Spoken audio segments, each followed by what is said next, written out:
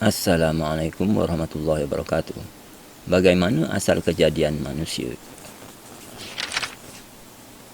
Sebelum meneruskan tontonan video ini, sila subscribe, like, share dan komen. Persoalan kedua, bagaimana asal kejadian manusia? Di dalam persoalan satu, apa itu manusia, kita telah bincangkan bahawa diri seorang individu manusia itu dikatakan terdiri dari diri luaran dan diri dalaman. Diri luaran itu kita sebut juga diri fizikal atau diri jasmani. Menurut sejarah kemanusiaan, tubuh fizikal atau jasmani manusia atau orang menyebutnya jasad boleh terhasil atau terjadi dengan 4 kaedah. Kaedah pertama dikhususkan untuk manusia pertama, iaitu Nabi Adam AS. Kejadian Nabi Adam AS. Di dalam kaedah ini, Allah SWT memerintahkan malaikat untuk mengambil tanah dari bumi, dikatakan sebagai tanah liat kering yang berasal dari lumpur hitam. Dari tanah ini dibentuk satu tubuh jasmani atau tubuh fizikal seorang manusia. Setelah sempurna kejadiannya, maka Allah SWT meniupkan ruh kepadanya dan menjadilah satu makhluk manusia pertama yang dinamakan sebagai Nabi Adam AS. Kisah ini termaktub di dalam kitab suci Al-Quran, iaitu di dalam surah Al-Hijr ayat 28 hingga 31 seperti berikut. Ayat 28.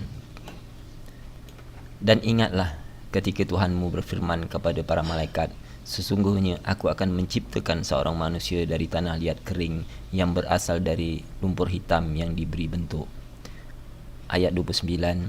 Maka apabila aku telah menyempurnakan kejadiannya dan telah meniupkan ke dalamnya ruh ciptaanku, maka tunduklah kamu kepadanya dengan bersujud. Kejadian Ibu Hawa. Kaedah kedua ialah tentang kejadian pasangan kepada Nabi Adam AS, iaitu Ibu Hawa. Di peringkat awal kejadian manusia setelah Nabi Adam AS dijadikan, hiduplah Nabi Adam AS di dalam syurga seorang diri di samping makhluk lainnya. Maka berhajatlah Nabi Adam AS kepada pasangan untuk menjadi teman di sampingnya. Maka sewaktu Nabi Adam AS sedang tidur, dijadikanlah oleh Allah SWT Ibu Hawa seorang manusia perempuan dari tulang rusuk kiri Nabi Adam AS.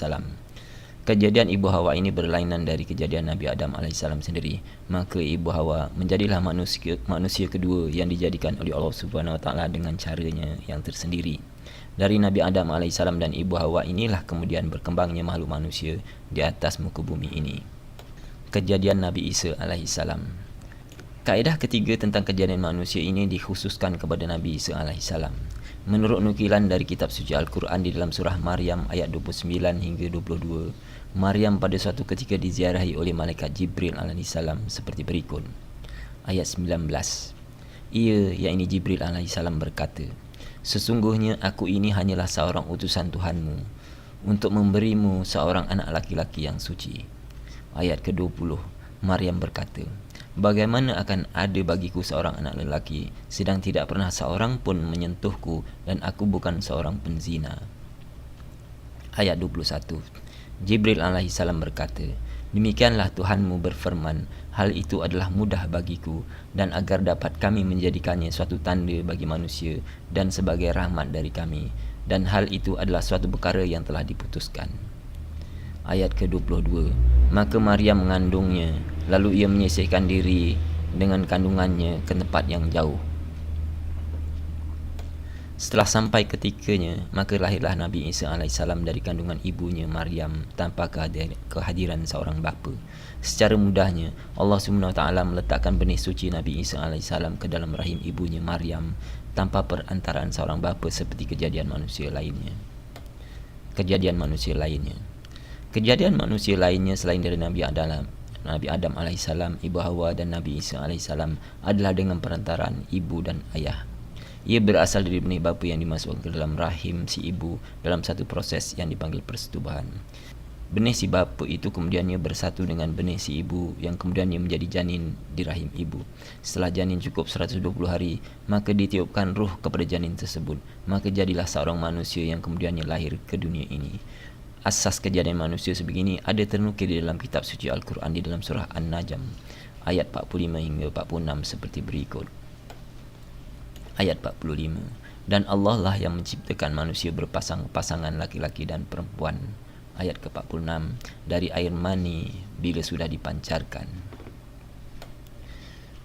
Begitulah kejadian tubuh fizikal manusia yang kemudiannya ditiupkan ruh kepadanya dan menjadilah seorang manusia. Bagaimana pula halnya dengan diri dalaman kita yang setakat ini disebut ruh itu? Bagaimana asal kejadiannya? Bagaimana rupanya? Bagaimana bentuknya? Dari apa pula ia dijadikan? Persoalan-persoalan sebegini kadang-kala bergelegar di pemikiran kita. Tapi jangan soal-soal tentang ruh. Ruh itu rahsia. Ia termasuk di dalam urusan Tuhan. Jangan tanya-tanya. Persoalannya, kita mahu tahu tentang diri dalaman kita. Kita mahu membangunkan diri dalaman kita. Batasan mana yang tidak boleh dibincangkan atau batasan mana pula yang boleh dibincangkan. InsyaAllah kita akan cuba bincangkan tentang diri dalaman ini dari sudut yang dibolehkan untuk kita bincangkan. Mudah-mudahan dengan lebih kenalnya kita terhadap diri dalaman kita nanti, kita akan dapat membangunkan diri dalaman kita, lebih menghargai diri kita, juga manusia-manusia lain yang dikatakan sebagai satu kejadian yang sangat istimewa. Tentu sekali dengan kenalnya kita terhadap diri dalaman kita itu, kita akan lebih menghayati kebesaran Tuhan yang Maha Pencipta. Satu analogi. Katakan seorang itu membeli sebuah kereta Ferrari yang begitu mahal dan berkuasa tinggi. Tapi sekiranya si pembeli tadi tidak tahu keupayaan sebenar kereta Ferrari tersebut, maka disangkanya kereta Ferrari itu sama dengan kereta kancil. Maka tentu sekali dia tidak dapat memanfaatkan kelebihan yang ada pada kereta Ferrari tersebut. Begitulah juga halnya dengan diri manusia ini. Jika kita benar-benar dapat mengenali keupayaan kita, terutama diri dalaman, tentu sekali kita dapat memanfaatkan diri kita ke tahap yang paling optimal bersesuaian dengan kehendak yang Maha Pencipta. Allah SWT menciptakan manusia dan keupayaan yang tinggi sekali untuk tujuan menjadi khalifah di atas muka bumi ini. Keupayaan-keupayaan ini banyak didudukkan di dalam diri dalaman seorang manusia. Untuk itu, kita seharusnya membongkar keupayaan-keupayaan ini supaya keistimewaan yang diletakkan kepada diri setiap individu yang dipanggil manusia itu benar-benar dimanfaatkan. Rasulullah SAW ada bersabda, sebaik-baik manusia itu adalah yang banyak memberi manfaat kepada orang lain. Semoga kita umat di akhir zaman ini akan menjadi sebaik-baik manusia hendaknya.